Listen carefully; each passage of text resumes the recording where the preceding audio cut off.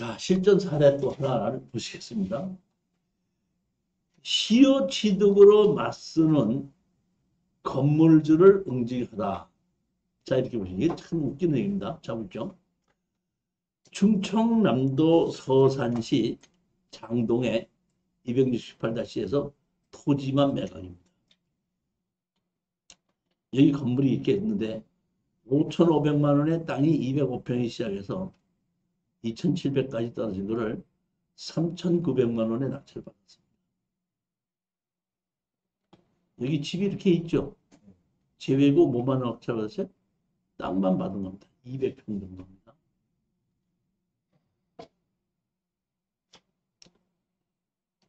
소유권이 돼서 황후나 뭐 장에서 이렇게 쭉 유순전까지 이렇게 쭉 있어 왔죠. 참제의자가 전입된 사실 없음 이렇게 돼 있죠. 이 집입니다. 여러분 잘 보십시오. 이거 아셔야 됩니다. 지적조상 도로는 이겁니다. 이거는 뭐예요? 이거는 뭐예요? 현황도로.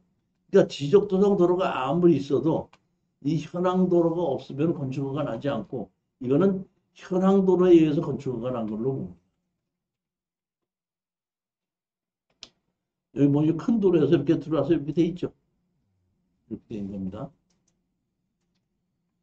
자, 우리가 이거를 낙찰을 받고 소송을 냈습니다. 건물을 철거하고 어떤다? 나가라. 이렇게 했더니 여기에 살고 있는 어머니가 살고 있는데 아들이 찾아왔어요. 아들이 찾아와가지고 그 당시에 우리가 삼성동에 강실이 있을 텐데 거기 앞에 그 라마다 르네상스인가 거기 무슨 호텔이 있죠? 네? 삼성역에 현대백화점 바로 옆에 인터컨티넨탈이고 거기 커피숍을 만나가지고 자기가 이게 꽃 그 묘종하는 것을 사업을 하는 사람인데 돈을 어떻게 좀 갚았는데 뭐 어떻게 잘못돼가지고 뭐 자기 말을 조금 뭐 덜 갚았는데 그걸 가지고 강제경매에서 이렇게 집어넣어놨는데 어머니가 거기 살고 계시고 뭐 하니까 어머니는 자기한테다가 난 죽어도 여기서 옛날서부터 시집 올 때부터 살았기 때문에 내 죽을 때까지는 이 집에 안 나간다고 하니까 이거를 그대로 사겠다 해가지고 합의를 했어요. 몇 월 며칠까지 어떻게 한다? 돈 주고 우리가 팔기로 해서 얘가 끝이 났어요. 끝이 났는데 돈 주기로 한 날 연락이 없고 전화를 해도 안 받는 거예요. 할 수 없이 건물 철거하고 나가라고 청사를 했더니 답변서가 왔어요. 답변서가 입니다. 자 보십시오. 답변서 중에 일부입니다. 그 후 시아버지인 소위 한명관, 시어머니 장윤아 그 자손들이 거주해 왔고 큰아들인 소위 한유신과 그 처인 피부가 지금까지 평연공연하게 승기에 점유하여 거주하고 있으니 설령 이 사건 토지가 위와 같은 사정으로 여러 경로를 통하여 원고에게 소유권 이전 등기가 격려되었다 하더라도 이미 20년간 취득시효가 완성되었다 하겠으므로 원고가 이제 와서 피고의 청구 취지와 같은 판결을 구한다는 것은 부당하게 하겠습니다. 따라서 원고의 청구를 기각해 주시기 바랍니다. 그러니까 다시 말하면 이분은 청구 취지에 대한 것은 그러니까 취득시에 대해서 잘못하는 거예요. 다시 말하면 우리가 낙찰받고 하기 전에 다른 사람 땅으로 돼 있으니까 이런 식으로 돼갖고 우리가 지금 이대로 다른 사람 낙찰받기 전에 이대로 된다? 이거를 우리 이름으로 바꿔달라 하고 먼저 했으면은 취득자가 인정이 됐고 등기 전 하게끔 되면 강제경매로 들어오지도 못해요. 그런데 들어오지 않고 우리가 낙찰을 받아가지고 철거 나가라 그랬더니 그 다음에 어쩐다? 우리가 취득시효를 했다. 그거는 판사님이 인정하지 않는다는 거예요. 그러니까 판사님은 원래 보면 취득시효를 주장했을 때 내가 여기서 이렇게 평원공연하게 살고 있으니까 내 이름으로 등기하게끔 해주십시오 했을 때 진짜 평원공연하게끔 해서 살고 있었기 때문에 아무 문제가 없기 때문에 등기 이전 해도 되겠느냐 안 되겠느냐는 판단을 하는 거거든요. 근데 지금 누가 주인이 됐죠? 다른 사람이 주인이 됐죠? 내놓으라고 했죠? 평형공연해 지금 내놓으라고 얘기했어. 내놓으라고 그랬어. 내놓으라고 했는데 무슨 평형공연이야. 내놓으라고 하기 전에 평형공연을 하게끔 했을 때 취득시효가 인정이 된다는 겁니다. 무슨 얘기인지 이해가셨습니까? 그러니까 실질적으로 이런 우리가 낙찰을 받기 전에 먼저 땅 주인과 건물 주인이 달랐을 때 여기서 그대로 살 수 있으니까 아 이건 지금 우리가 취득시효를 해서 먼저 그런다 우리 이름으로 바꿔놓자 이렇게 만들어 놨을 때는 경매가 아예 들어오지도 못한다 이런. 근데 50년 아니라 100년이 됐다고 하더라도 등기 이전 해놓지 않고 다른 사람이 내 땅이니까 너 나가 했으면 그게 평형공연하지 않잖아요.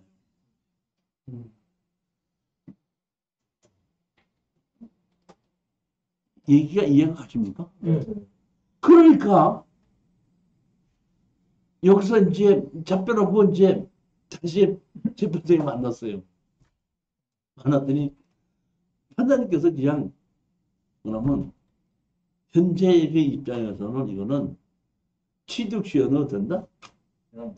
해당이 안 된다. 이렇게 얘기를 하니까 그때서야 이제 이 사람이 답답해지는 거죠. 이게 철거고 나가야 된다는 게 자기 엄마는 지금 죽어도 나는 여기서 시집 올 때까지 여기서 살았어요. 그냥 시집 올 때부터 거기서 살았다는 얘기는 취득시효가 된다는 얘기는 맞는 거예요. 근데 그 취득시효의 시기를 어떤다? 놓쳤다는 얘기죠.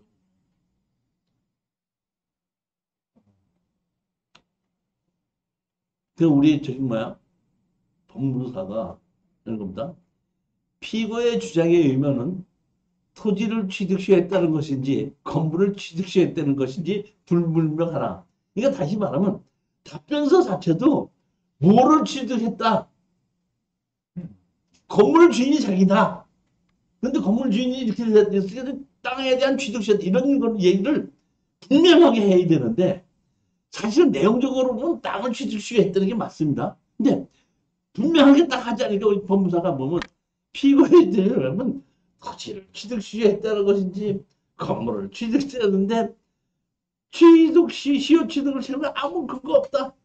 그런 걸 보면 뒤와 같이 피가 취득시에 문제가 원고 주장하는 건물의 철거 토지인도 청구는 전혀 무관하니 피고 건물의 소유자 및 명백하고 건물을 소유하면서 원고의 토지 소유를 침하고 있으면 명백하므로 원고 이 사건 청구를 이행해 주시기 바랍니다. 이렇게 하니까 할 수 없이 거기서 이거는 취득시효가 안 되니까 몇 월 며칠 날 조정으로 하겠습니다 하고 조정으로 다시 이제 넘기게끔 된 겁니다. 그러니까 취득시효고 조정을 안 한다면 가격을 얻는다? 새로 정해야 되지 않습니까? 그러니까 이제 이 사람이 사업을 하시는 사람이다 보니까 조금 해갖고 연락이 온 겁니다. 뭐 다시 내가 그걸 사겠다. 이 땅인데 이런 건물도 이렇게 수리도 좀 했어요 보니까. 전했는데 자 가장 중요한 겁니다. 이제는 먼저 번에 말로 했죠. 이제 조정 날짜가 남아 있죠. 말로 하지 않고 이제 다시 이제 저기 갖고 계약서를 하나 써가지고 말로 하고 말로 다 하고 난 다음에 그 다음에 어떤다? 야 계약해. 자 그거 얼마? 6천만 원. 계약금 1,000만 원. 중도금 1,500만 원. 3,500만 원. 이렇게 해놓고 이 약속을 어길 때는 어떻든 식으로 한다. 해갖고 특약상 매년 매년 양 진행 중인 대단합에서 병기를 이 매물적 조정을 해야 한다. 만약 이점적인 매수인이 잔금이 안 때는 잔금의 1%의 지장을 지금 지급하기로 한다. 자녀금은 지금의 손해반과 동시에 매도를 매수인에게 소유권 인정을 이행한다. 중도금 2,500만 계약인의 지불한 게 1% 재소금을 지불하며 2010년 6월까지 지불지 않을 때는 계약을 파기한다. 잔금은 2010년 매도인 매수인에게 대해 재활청구에 포기한다. 이렇게 하거든요. 특약사항까지 된다 다 적은 거예요. 제가 봤더니 가장 중요한 건 뭐냐면 조정실에서 조정을 했지 않습니까? 조정을 했는데 제가 잘 몰라갖고 옛날에 조정에서 누가 얼마로 주고 얼마를 사기도 하고 얼마를 팔기도 한다 해놓고 제가 잠깐 얘기 상대편 변호사가 우리는 안 샀다고. 이 변호사가 그 조정하다가 뭐라고 얘기하니까 조정한 옮겨보면 그 땅 주인과 건물, 그러니까 그 건물주의 땅을 사는데 뭐 9천만 원 주기로 한다. 뭐 다 몇 월 며칠까지 주기로 한다. 근데 이게는 어떻게 한다? 땅 주인과 건물 주인은 뭐다? 동시이행 관계가 있다. 나는 돈을 주니까 건물을 주는 것이 맞는, 동시이행 관계 맞죠? 맞는데 그렇게만 놓고 했더니 그날째 돈을 안 줘. 안 주는지 어떻게 하는 거야? 안 주면 어떻게 해? 그러니까 조정해서 안 주면 어떻게 한다고 했을 때 다시 뭐 조정한 것이 조정하는 것을 어긴다고 했을 때 어떤 내용이 없으면은 조정이 말짱 꽝이더라고요. 아무리 판결을 받아도 다시 말하면 이성 판사님이 아니라 이종신이는 이성희에게 1억을 줘라. 판결을 냈어. 근데 나 1억 없어. 안 줘. 판결을 받았어도 나 1억 없어. 배째? 나 없어. 만들래? 어떻게 할 거야? 아니, 판결을 받았으면 돈이 생겨? 배를 째. 그러니까 판결문 받는 것도 중요하지만은 그 판결문을 가지고 이행할 수 있는 것이 더 중요하다 이런 얘기입니다. 그러니까 반드시 조정해도 그런다. 그것을 그러니까 우리가 명심하고 그걸 집어넣어야 되는데 그걸 내가 느꼈기 때문에 어떻게 한다? 특약사에서 집어넣는 거야. 다 집어넣고 했죠. 그 다음에 할 거 없어. 조정하는 날 가서 조정을 했는데 우리 이렇게 조정했습니다. 이 계약서고 특약서고 등 제출하는 거야. 당신이 그냥 판사님이 조정 안 해주셔도 우리끼리 이렇게 조정 다 해서 합의해왔습니다. 그러면 내놓고 이거 둘이 다 한 거 맞냐? 맞냐? 맞냐? 예, 맞습니다. 오케이. 그럼 내가 이대로 판결을 내려줄게. 판결을 가는 겁니다. 이해가셨습니까? 네. 그러니까 조정실에서 할 수 있죠. 조정 날짜가 며칠 날 잡혔다 그러면 그날 와서 조정할 수도 있지만은 사전에 미리 얘기해서 조정이 되면은 그걸 지금처럼 어떻게 한다?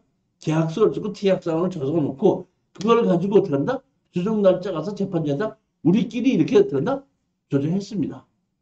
이렇게 해서 그대로 판결만 봐서 그대로 하고 만약에 중에 거기에 의해서 어긋날 때는 지연 이자를 받는다든지 뭐 계약금을 이르러 중도금까지 줬더라도 어떻게 한다?